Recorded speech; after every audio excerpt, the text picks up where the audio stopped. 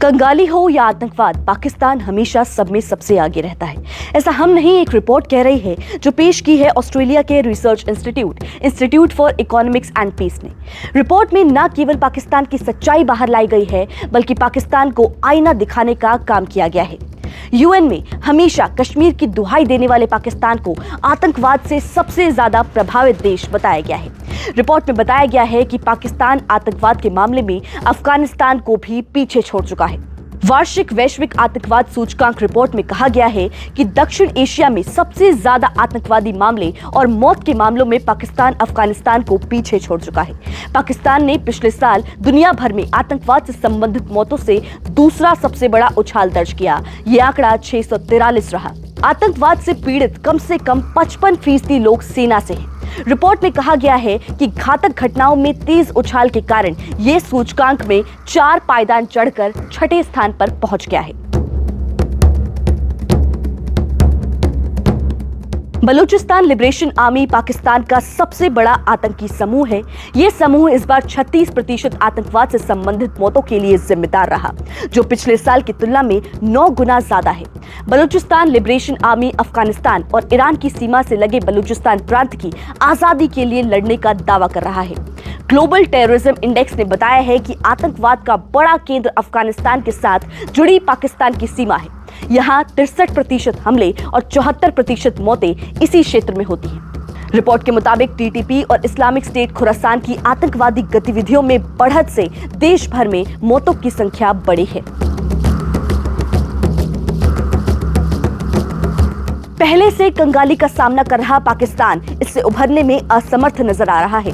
पाकिस्तान में रोटी बिजली से लेकर दवा तक की किल्लत है। जो दवाइयां 10 रुपए की मिलती थी वो 200 रुपए में मिल रही हैं। तो क्या पाकिस्तान दिवालिया होने की कगार पर है?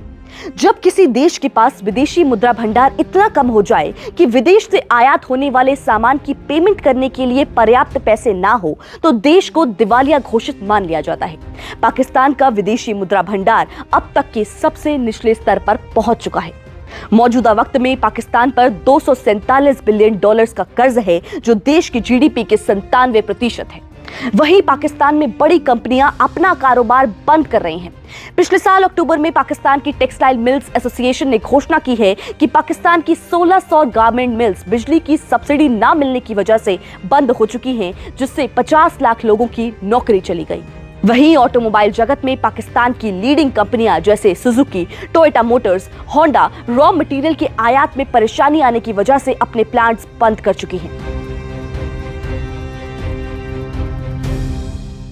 1959 से अब तक आईएमएफ ने पाकिस्तान को 22 बार राहत पैकेज दिया है। 75 सालों में ये 23वीं बार है जब पाकिस्तान ने आईएमएफ से राहत पैकेज की मांग की है। मूडी के अनुमान के मुताबिक इस साल के पहले क्वार्टर में पाकिस्तान में इन्फ्लेशन रेट 33% बढ़ सकता है। रिपोर्ट के मुताबिक पाकिस्तान का कर्ज हर 25 सालों में 2 गुना हुआ है। 1999 में जनरल मुशर्रफ के रजीम में पाकिस्तान का कर्ज जहां 3.6 ट्रिलियन था, वहीं 2022 के अंत तक इमरान खान के कार्यकाल के दौरान पाकिस्तान का कर्ज 62.5 ट्रिलियन हो गया। जहां कर्ज 14% के रेट से बढ़ रहा था, वहीं जीडीपी बढ़ रही थी सिर्फ 3% के रेट से, जिसकी वजह से पाकिस्तान का कर्ज का भार बहुत बढ़ गया है। 2022 में महंगाई ने सारे रिकॉर्ड्स तोड़ दिए हैं। वहीं खराब गवर्नेंस के चलते पाकिस्तान का प्रोडक्टिविटी पर कैपिटा बाकी मिडिल इनकम देशों के मुकाबले भी कम रहा है और देश अब आयात होने वाले सामान की पेमेंट के लिए पर्याप्त विदेशी मुद्रा भंडार भी नहीं कमा पा रहा। पाकिस्तान की स्थिति में चाइना ने भी पाकिस्तान की मदद से इनकार कर दिया है।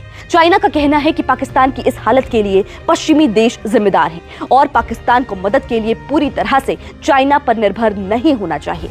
मौजूदा वक्त में पाकिस्तान की जनता आटे के पीछे भाग रही है और सरकार दुनिया भर में मदद के लिए दर दर भटक रही है। पूर्व प्रधानमंत्री पर गिरफ्तारी की तलवार लटक रही है और देश बन चुका है आतंकवाद का मुख्य केंद्र। ऐसे में सवाल यही है कि आखिर पाकिस्तान का क्या होगा? क्या पाकिस्तान इस स्थिति से उभर पाएगा या दिवालिया घोषित हो जाएगा और मदद के लिए भारत से गुहार लगानी पड़ेगी?